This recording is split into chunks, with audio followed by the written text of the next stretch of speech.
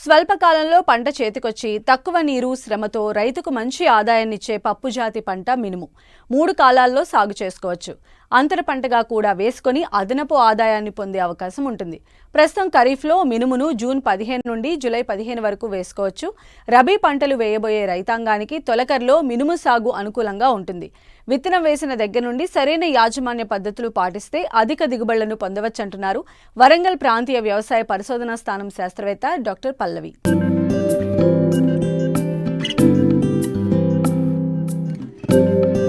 తెలుగు రాష్ట్రాల్లో మినుమును అధిక విస్తీర్ణంలో సాగు చేస్తున్నారు. ఈ పంటను 3 కాలాల్లో సాగు చేసుకునే అవకాశం ఉంది. ఆంధ్రప్రదేశ్లో 12.5 లక్షల ఎకరాల్లోనూ, తెలంగాణలో 3,75,000 ఎకరాల్లో సాగవుతుంది. ప్రస్తుతం ఖరీఫ్లో జూన్ 15 నుండి జూలై 15 వరకు మినుము విత్తేందుకు అనువైన సమయం. మురుగునీరు లేని నేలలు, చౌడు నేలలు తప్ప తేమను పట్టి ఉంచే అన్ని రకాల భూముల్లో సాగు చేయవచ్చు. ఎకరాకు 6 నుండి 8 కిలోల విత్తనం సరిపోతుంది. అయితే విత్తనం ఎంపిక దగ్గర నుండి పంట కోత దశ వరకు సమగ్ర యాజమాన్య పద్ధతులు పాటిస్తే మంచి దిగుబడులను తీయవచ్చంటున్నారు వరంగల్ ప్రాంతీయ వ్యవసాయ పరిశోధనా స్థానం శాస్త్రవేత్త డాక్టర్ పల్లవి.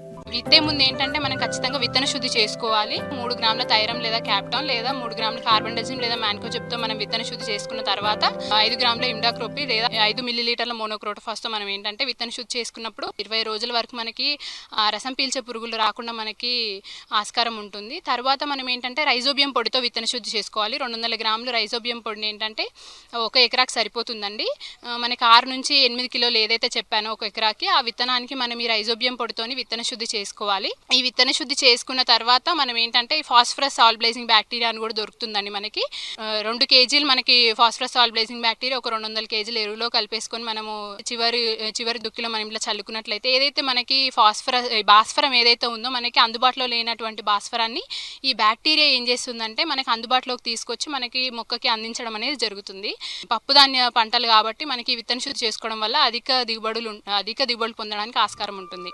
విత్తనాలను కల్టివేటర్తో కానీ గొర్రుతో కానీ విత్తుకుంటే మొక్కల సాంద్రత అధికంగా ఉండి మంచి దిగుబడి వచ్చే అవకాశాలు ఉంటాయి.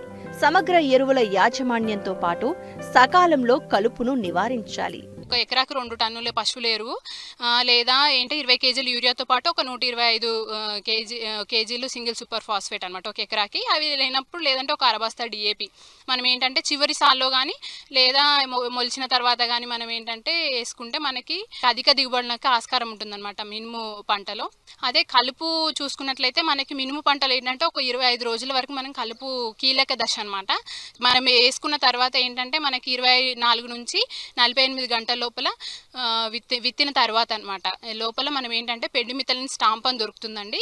1.3 లీటర్లు అనమాట 1 ఎకరాకి ఒక 200 లీటర్ల నీటిలో కలిపి పిచికారీ చేసుకోవాలి. మనం ఏంటంటే ఇది పిచికారీ చేసుకునేటప్పుడు మొలకెత్తే ముందు ఏంటంటే అది భూమి మొత్తం తడిచేలాగా పిచికారీ చేసుకోవాలండి.